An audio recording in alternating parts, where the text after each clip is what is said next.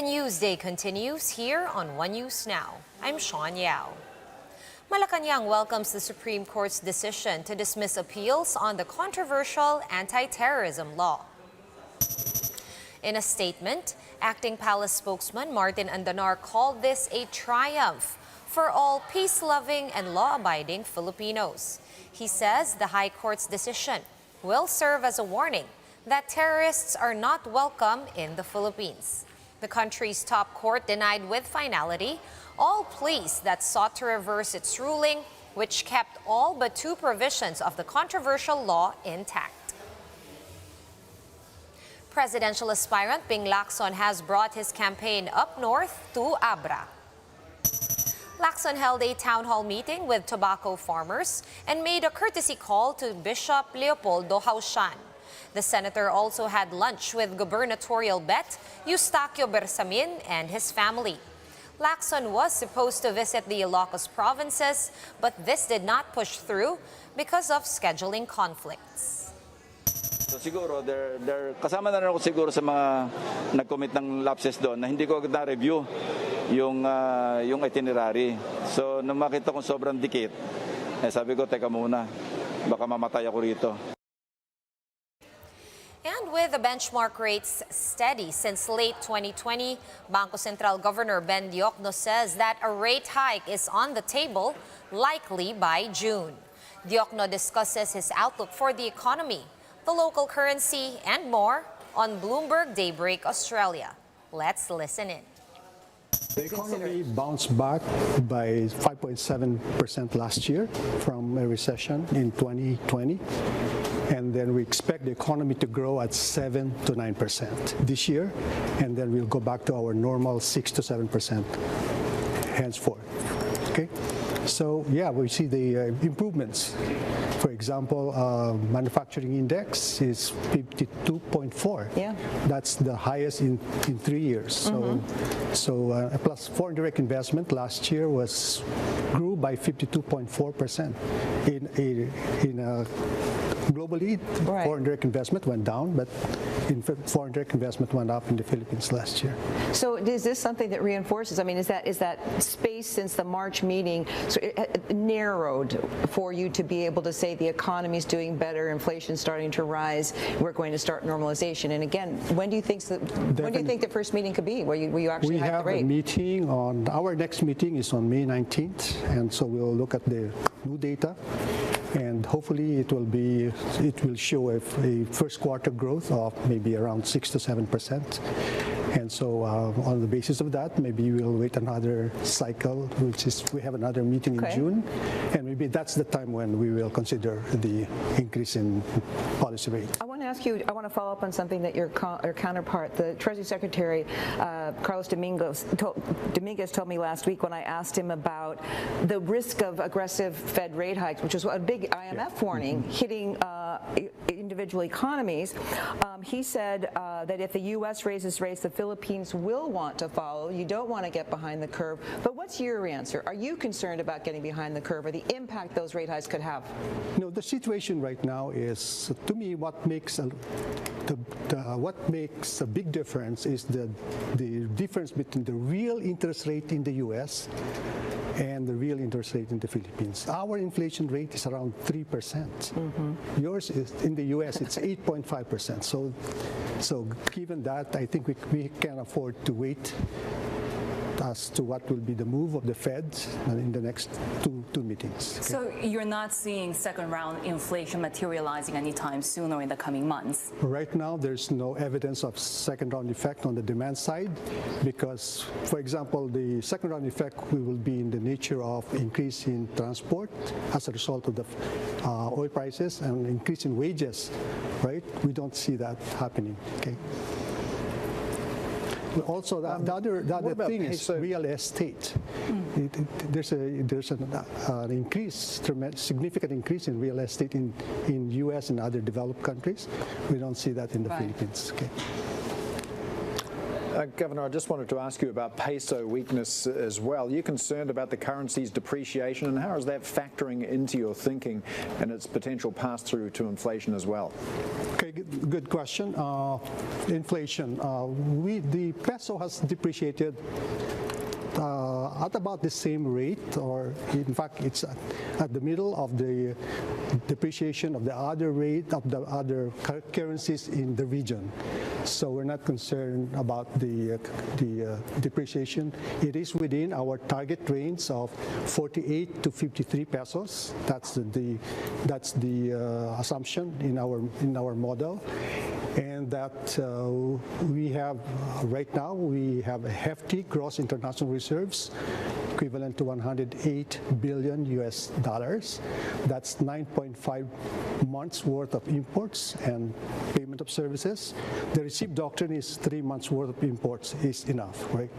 Plus we have a steady source of foreign exchange revenues from the overseas Filipino remittances and the BPO, business process outsourcing. Between the two of them, that's already about 60 billion every year coming in. One News Now will be back with more stories after this short break. Keep it here.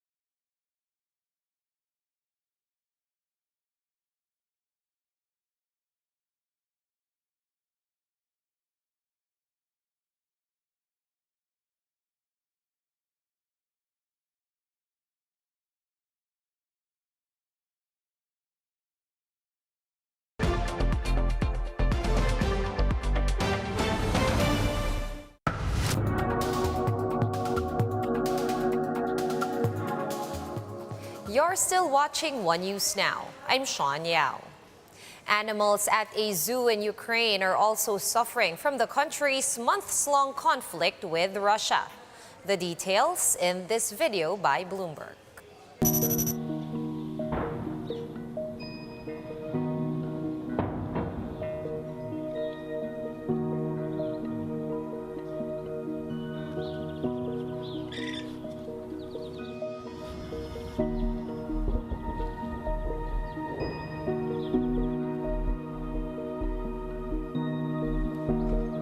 Когда шли обстрелы, мы ж кормили, поили, мы ни один день не оставляли без этого.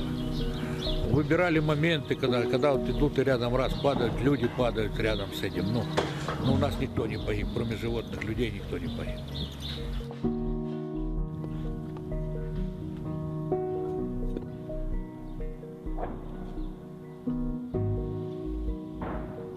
уже более-менее стабильно. Все равно идут, и стреляют и вот попадают. Вот 3 дня назад попала прямо под зоопарк одна мина.